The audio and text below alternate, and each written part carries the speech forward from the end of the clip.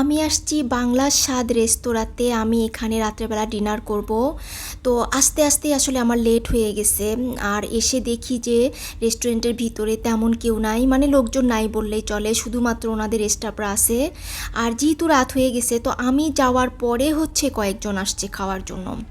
তো এই রেস্টুরেন্টটা হচ্ছে মিরপুর ১ নম্বরে, একদম রোডের পাশেই, কিন্তু মানে বাংলা খাবারের জন্য খুবই ফেমাস একটা রেস্টুরেন্ট এটা। বাসায় যেতে যেতে আমার লেট হয়ে যাবে, তো এই জন্য আমি ভাবলাম যে রাতের খাবারটা এখান থেকে খেয়ে তারপরে হচ্ছে বাসায় যাই, তাহলে বাসায় রাতের খাবারের ঝামেলাটা থাকবে না। আমি জাস্ট গিয়ে হচ্ছে ফ্রেশ হয়ে শুয়ে পড়বো। তো এই যে আমি এসে বসার পরে তারপর কিছুক্ষণ বসে থেকে হচ্ছে আমি খাবার অর্ডার করি। মানে আমি মেনু কার্ড দেখতেছিলাম যে এখানে কি কি পাওয়া যায়। তবে এখানে কিন্তু বাংলা খাবার সব কিছুই পাওয়া যায়, বিশেষ করে দুপুরবেলা বেশি জমজমাট থাকে রেস্টুরেন্টটা। আমি আসলে রাত্রেবেলা আসছি, রাত্রেবেলা দেখা যায় যে ওনাদের সব আইটেমগুলো থাকেও না, মানে দুপুরবেলা আর কি এখানে খুবই মানে সব ধরনের আইটেমই পাওয়া যায় এবং খুবই জমজমাট থাকে রেস্টুরেন্টটা। আসলে বেশ কিছুদিন থেকে আমি একটু রিচ ফুডগুলো অ্যাভয়েড করে চলতেছি, বাট যতই অ্যাভয়েড করি না কেন বাইরে বের হলে কিন্তু ঠিকই খাওয়া হয়ে যায়, কিছু না কিছু খাওয়া হয়েই যায়। তারপরও আমি যতটুকু চেষ্টা করি আর কি, বেশ কিছুদিন আমি খাবো না এরকম আর কি ডিসিশন নিছি। আর এই রেস্টুরেন্টটার নিচে কিন্তু কাচ্চি রেস্টুরেন্টও আছে, বাট আমি আসলে কাচ্চি খাবো না, এজন্য আমি বাংলা খাবার খাওয়ার জন্য এখানে আসছি। তো আমি হচ্ছে মেনু দেখে অর্ডার করে দিয়ে তারপর আমাকে বলল যে ১০-১৫ মিনিট একটু সময় লাগবে। তো এতক্ষণ আমি আর কি করব, তো আমি ভাবলাম যে ওনাদের কি কি আইটেম আছে সেগুলো একটু দেখে আসি। তো এই যে ওনাদের বিভিন্ন রকমের আইটেম আছে, অর্ধেক কিন্তু মানে শেষ হয়ে গেছে দুপুরবেলা, আরও কিন্তু অনেক খাবার আছে এখানে।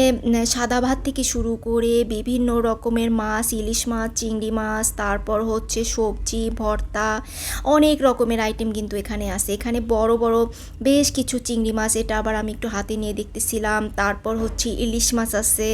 এরপর মানে বাংলা খাবার আর কি যা যা থাকে সব কিছুই এই রেস্টুরেন্টটাতে আছে। এরপর আমাকে একটু কিচেনটা ঘুরে দেখানো হলো। কিচেনটা কিন্তু খুবই সুন্দর, একদম পরিষ্কার আর বিশাল বড়।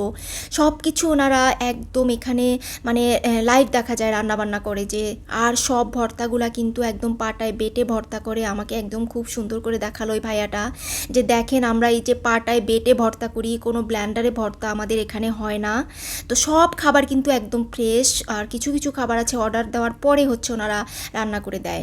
তো আমি হচ্ছে বাংলা খাবারের মধ্যে এই যে এখানে মেজবানি গরুটা অর্ডার করছিলাম, আর হচ্ছে একটা মিক্সড ভেজিটেবল, আর 3টা আইটেমের ভর্তা, আর হচ্ছে সাথে পটল ভাজি, মানে এটা একটা ভর্তা প্লেটার ছিল।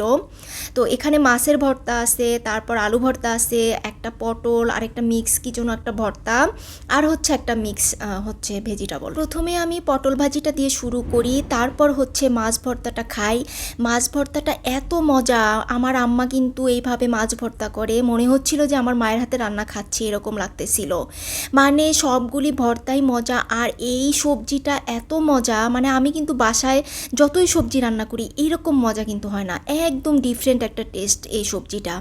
এমনিতেই তো আমার সবজি অনেক পছন্দ, বাট এই সবজিটা আমার কাছে অনেক ভালো লাগছে। সবগুলা ভর্তা শেষ করে তারপর হচ্ছে আমি গরুর মাংসটা নেই। গরুর মাংসটা এত সিদ্ধ হয়েছে, মানে একদম ধরার সাথে সাথেই ছিঁড়ে আসতেছে, এত সফট আর এত মজা গরুর মাংসটা। মনে হচ্ছে যে মাটির চুলা রান্নাটা যেরকম ঠিক সেরকমই লাগতেছিল আমার কাছে।